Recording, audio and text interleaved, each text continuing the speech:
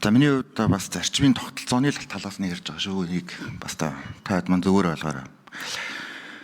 За 2027 оноос цааш би ямар зүйл ерөнхийлөгчийн өмнөх цаг хугацааны энэ сургамжин дээр үндэслээд энэ 5 нам анхаарч Монгол Улсын парламент хийгээсэ гэж бодож байна гэдэг л зүйлээ ярив. Нэгдүгээрт Монгол Улсын ерөнхийлөгч мөрийн хөтөлбөртэй байх ёсгүй. Монгол Улсын ерөнхийлөгч төмөр зам барьдаг хүн биш, хүнсний хувьсгал хийдэг хүн биш, тэр бом мод тарьдаг хүн биш ээ. Энэ бол гүйцэтгэх засаглалын ажлаа. Энэ зааг ялгааг салгахгүй бол жоохон төсвөө аваачаад 2 гүйцэтгэх засаглал хуваагаад ингээд хэн хариуцлага хүлээхэд мэддэхгүй юм зүйл болж байгаа. Тийм учраас 2027 оны ерөнхийлөгч аж ахуйн ажлын мөрийн хөтөлбөрийг дэвшүүлэхгүй байх ёстой. Энэ дээр хэдүүлээ мэтгэлцэж өмнөх сургамжин дээрээ үндэслэх ёстой. Дээрээс нь үндэсний аюулгүй байдлын зөвлөл аж ахуйн ажлыг хариуцж татдаг институт биш ээ. Үндэсний аюулгүй байдлын зөвлөл гэдэг бол 3 институт хурал хийхийг зохион байгуулдаг институт болохоос биш, хонглын түлхүүр атгаад шүүгч нарыг тангар өрөх үгүүгээр барьцаалж хэрэг захиалдаг байгууллага биш ээ.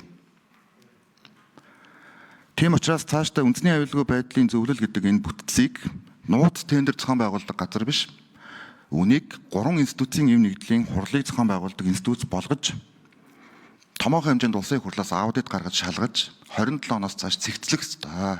Энэ алдаа цаашаа давтагдахгүй байх ёстой. Гэтэ зөвхөн энэ удаа гэж байгаа юм биш үү? Дандаа юм байсан.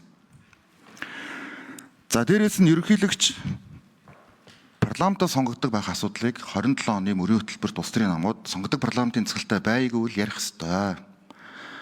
Парламент ард түмнээ сонгогддог цорын ганц субъект байж иж энэ асуудал хийгднэ.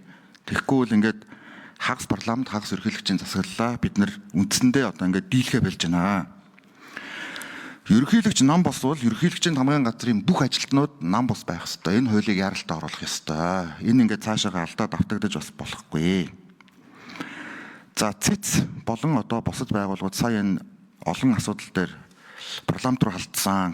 Тийм учраас энэ асуудлыг бас Монгол Улсын парламент авч үзэж дүгнэх хэрэгтэй. За хамтарсан засгийн газрыг би дэмждэг. Хамтарсан засгийн газар зөвхөн сая миний үед явсан зүйл бас биш шүү. Цаашдаа олон удаа олон янзаар хамтрах байхаа.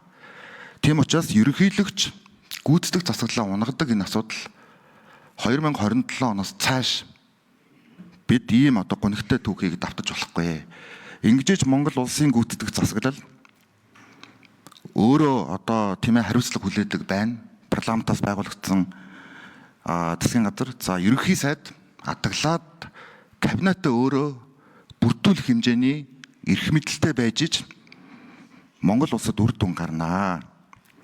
Тийм учраас энэ ингээд 2027 оноос цааш томоохон хэмжээний мэтгэлцэн болж өрнөөсөө гэж бодож байна. 27 хүртэлх энэ асуудалд харамсалтай байна. За баярлалаа.